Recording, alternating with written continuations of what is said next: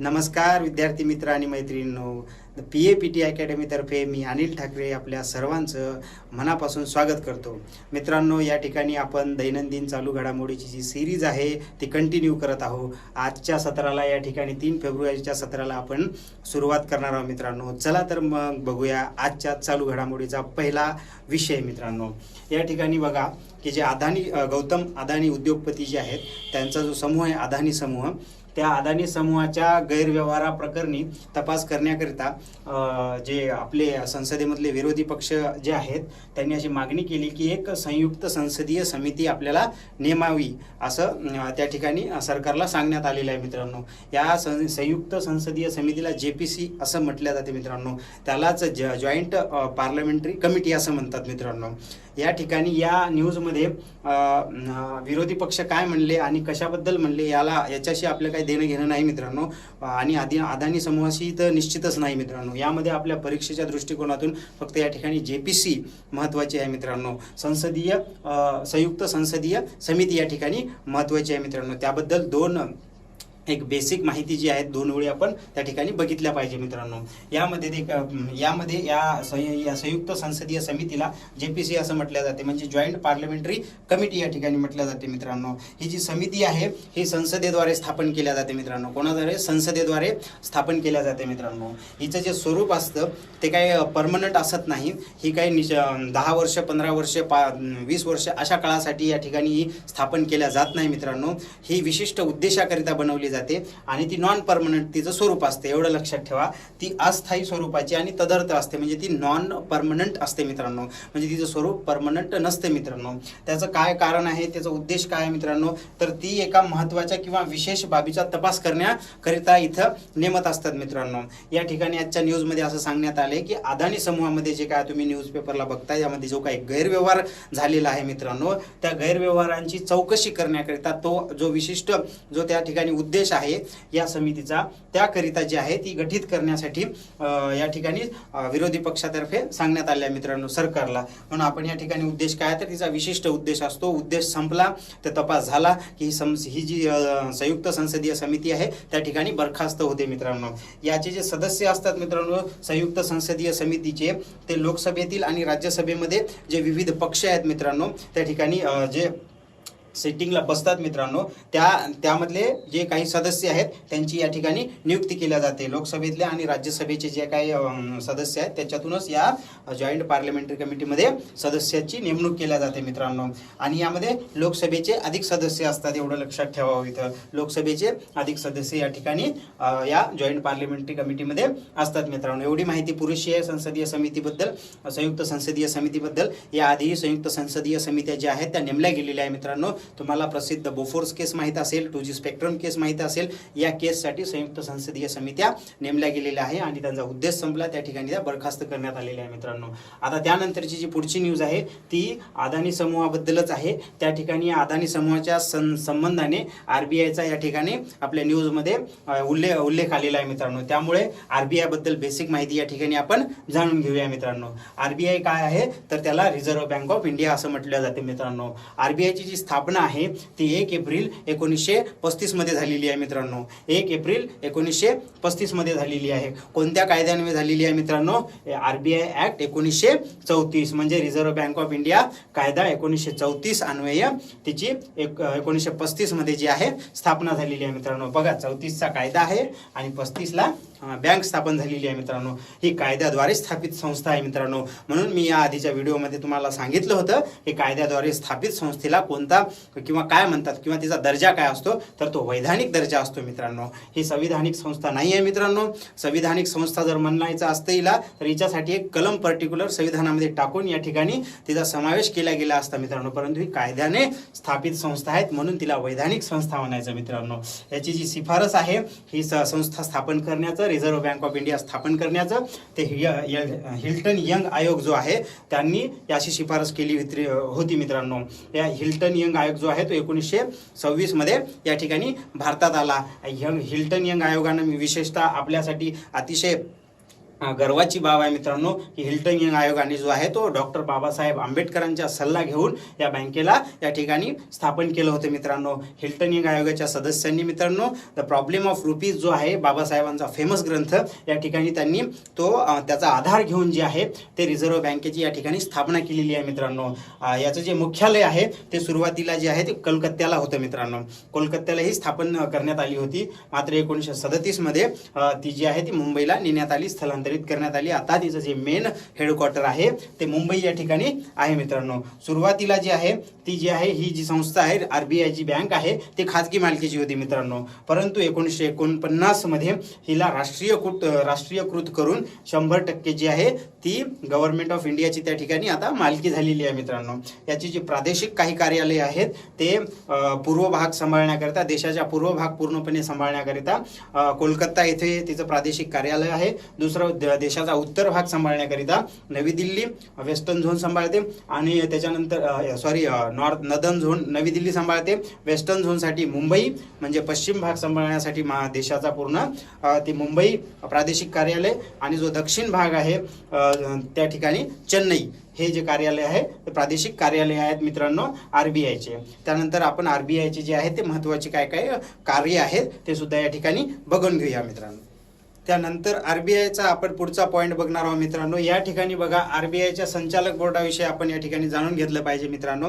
RBI मध्ये एक संचालक बोर्ड असते मित्रांनो. या संचालक बोर्डामध्ये काही ऑफिशियल डायरेक्टर्स असतात, म्हणजे त्याचे अधिकृत संचालक असतात, आणि काही नॉन ऑफिशियल डायरेक्टर असतात, म्हणजे त्यांची जी नियुक्ती जी आहे मित्रांनो हे केंद्र सरकारच करते, परंतु त्या विविध क्षेत्रामध्ये जे मान्यवर लोक असतात त्यांची या ठिकाणी नॉन ऑफिशियल डायरेक्टर म्हणून या ठिकाणी जी आहे ती नियुक्ती करण्यात येते मित्रांनो. हे नॉन ऑफिशियल डायरेक्टर आहेत आणि हे जे आहेत ते ऑफिशियल डायरेक्टर आहेत मित्रांनो. याबद्दल थोडक्यात आपण या ठिकाणी जाणून घेऊया मित्रांनो. या ठिकाणी बघा की हे जे अधिकृत संचालक आहेत हे 5 आहेत मित्रांनो.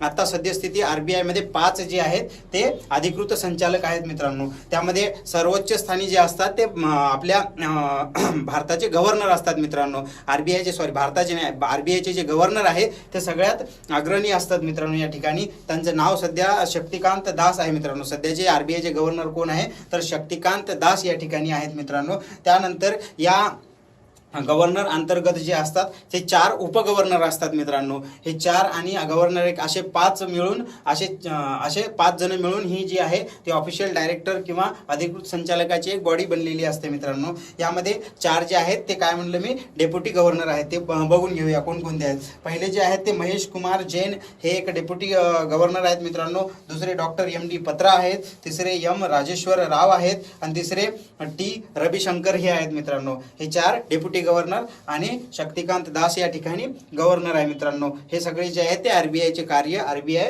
आणि देशातील बँकांचे जे कार्य आहे ते सगळं हे बघतात मित्रांनो RBI मार्फत. आणि यांचा जो कालावधी असतो मित्रांनो नियुक्तीचा तो 4 वर्षापर्यंत या ठिकाणी हे कार्यरत असतात मित्रांनो. नॉन ऑफिशियल मेंबर 10 असतात. केंद्र सरकार मार्फत विविध क्षेत्रातील मान्यवरांना त्या ठिकाणी नॉमिनेट केल्या जाते, त्यांचं नाम निर्देशित केल्या जाते त्यांना, आणि त्यांचाही कालावधी या ठिकाणी 4 वर्ष असतो मित्रांनो. हे महत्त्वपूर्ण आहे संचालक बोर्डाची.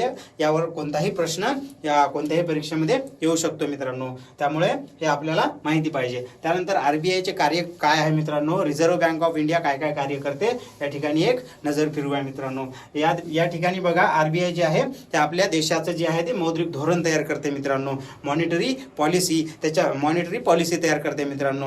यामध्ये दर 2 महिन्यानं ही जी आहे अर्थव्यवस्थेचा आढावा घेते मित्रांनो, आणि त्यामध्ये जे आपले रेपो दर असतील, रिव्हर्स रेपो दर रेट असतात मित्रांनो, ते आपण अर्थव्यवस्थेमध्ये त्याची चर्चा करूया आपल्या नवीन व्हिडिओमध्ये त्या ठिकाणी. पण थोडक्यात एवढं लक्षात ठेवा की CRR, SLR आणि रिव्हर्स रेपो रेट हे जे आहे ते मौद्रिक धोरण, महागाई यामध्ये मौद्रिक धोरणामध्ये या बाबीचा जो असतो तो समावेश केलेला असतो मित्रांनो.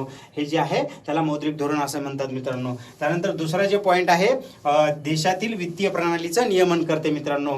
देशातील जे काय वित्तीय प्रणाली आहे त्याचं जे नियमन करण्याचं काम जे आहे मित्रांनो ते RBI करते. या ठिकाणी परदेशी चलनाचे व्यवस्थापन करण्याचं काम जे आहे ते RBI करते मित्रांनो.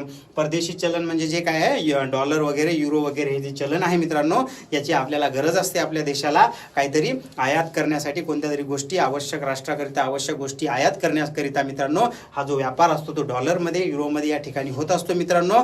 त्यासाठी आपल्याला परदेशी चलनाची आवश्यकता असते आणि परदेशी चलनाचं व्यवस्थापन हे महत्त्वाचा मुद्दा आहे. त्याचं जे काम आहे मित्रांनो ते RBI ठिकाणी करते मित्रांनो. त्यानंतर जे आहे मुद्रा व चलन जारी करणे, नोटा आणि काय आपले चलन जे आहे ते नाणी जारी करण्याचा अधिकार देखील RBIचा आहे आणि ते देखील करते मित्रांनो. हे आपल्याला चांगलं माहिती आहे. त्यानंतर पत नियंत्रण करण्याचं काम मित्रांनो. महागाई जास्त वाढायली तर त्या ठिकाणी repo rate, reverse repo rate असे जे काही दर असतात मित्रांनो यांना ठरवते ती आणि त्या ठिकाणी पत नियंत्रणाचं जे काय कार्य करण्याचं काम जे आहे ते RBI करते. नंतर बँकांची बँक म्हणून ती कार्य करते. देशामध्ये अनेक बँका आहेत मित्रांनो, SBI अशा अनेक बँका आहेत मित्रांनो.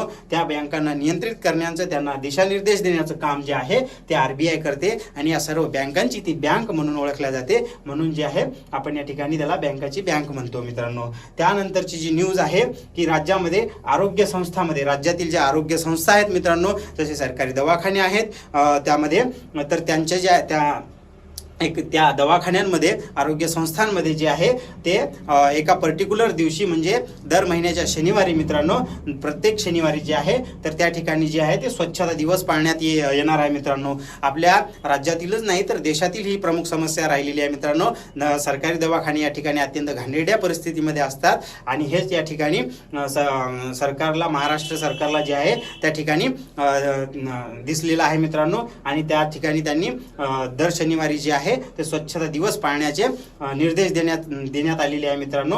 जे आरोग्य सेवा आयुक्त आहे यांच्या मार्फत मित्रांनो राज्यातील आरोग्य संस्थांमध्ये स्वच्छता दिवस पाळण्याचा आरोग्य सेवा आयुक्तांचे आदेश या ठिकाणी देण्यात आलेले आहे. महिन्याच्या प्रत्येक शनिवारी या ठिकाणी स्वच्छता दिवस आपल्याला पाळायचा आहे. जे NCCचे विद्यार्थी असतात त्यांच्या मार्फत ही स्वच्छता जी आहे श्रमदानाच्या माध्यमातून करून घेण्यात येणार आहे मित्रांनो. त्याचा जे उद्देश असणार आहे स्वच्छता दिवस पाळण्याचा ते त्या आसपासचं जे वातावरण आहे ते वातावरण स्वच्छ राहावं आणि त्या ठिकाणी प्रसन्नता नांदावी म्हणून त्या ठिकाणी जे आहे ते स्वच्छता दिवस पाळण्यात येणार आहे मित्रांनो. ही जी मोहीम आहे ती 4 फेब्रुवारीला सुरुवात करण्यात येणार मित्रांनो. आणि असे जे आदेश ज्यांनी दिले मित्रांनो आरोग्य सेवा आयुक्तांनी तसे आदेश दिले आणि तेच जे आहेत ते राष्ट्रीय आरोग्य अभियान संचालक सुद्धा आहेत मित्रांनो. त्यांचे जे नाव आहे ते धीरज कुमार आहे मित्रांनो. तर राष्ट्रीय आरोग्य अभियान संचालक म्हणून कोण आहे मित्रांनो याच्यावर प्रश्न आला तर धीरज कुमार हे आहे मित्रांनो. तर या ठिकाणी आपण जे आहे ते RBIचे कार्य, RBIचे संचालक बोर्ड आणि राज्यातील आरोग्य संस्थांमध्ये जे स्वच्छता दिवस पाळण्यात येणार आहे त्याबद्दल आपण या ठिकाणी जाणून घेतलं मित्रांनो. यानंतर पुढची न्यूज बघूया मित्रांनो. वर्ध्यामध्ये सध्या 96व्या अखिल भारतीय मराठी साहित्य संमेलनाचं उद्घाटन होत आहे मित्रांनो. हे जे 96वे अखिल भारतीय मराठी साहित्य संमेलन जे आहे मित्रांनो ते आपल्यासाठी परीक्षेच्या दृष्टिकोनातून अतिशय महत्त्वपूर्ण आहे मित्रांनो. त्यासाठी आपल्याला त्याच्या काही मूलभूत बाबी जे आहे याच्यावर चर्चा करणे अतिशय आवश्यक आहे मित्रांनो. हे पेपरला आलेलं आहे त्यामुळे याच्यावर आपण चर्चा करूया मित्रांनो. हे जे 96 हे कितवे मराठी साहित्य संमेलन आहे मित्रांनो हे 96वे अखिल भारतीय मराठी साहित्य संमेलन आहे मित्रांनो. या ठिकाणी हे ठिकाण कुठं आहे मित्रांनो कुठं होत आहे हे पार पडत आहे तर वर्धा या ठिकाणी मित्रांनो. वर्धेमध्ये स्वावलंबन पटांगण मैदानामध्ये किंवा स्वावलंबन पटांगणामध्ये हे साहित्य संमेलन पार पडणार आहे मित्रांनो. वर्धा ही जी आहे ती कशासाठी प्रसिद्ध आहे मित्रांनो. एका आश्रमात या वर्धेमध्ये एक फेमस गांधीजींचे आश्रम आहे त्यांचं जे नाव आहे आम्हाला कमेंटमध्ये जे आहे तुम्ही जरूर कळवा मित्रांनो. आता याचे जे संमेलन अध्यक्ष आहे मित्रांनो ते नरेंद्र चपळगावकर आहे. कोण आहे ज्येष्ठ साहित्यिक आहेत ते ज्येष्ठ साहित्यिक नरेंद्र चपळगावकर हे या संमेलनाचे अध्यक्ष आहे मित्रांनो. याच्या आधीचे अध्यक्ष म्हणजे 95व्या अखिल भारतीय मराठी साहित्य संमेलनाचे अध्यक्ष कोण होते मित्रांनो तर भारत सासने हे होते मित्रांनो. स्वागत अध्यक्ष दत्ता मेघे आहेत मित्रांनो आणि यांचं उद्घाटन जे आहे ते महाराष्ट्राचे CM एकनाथ शिंदे या ठिकाणी करणार आहेत मित्रांनो.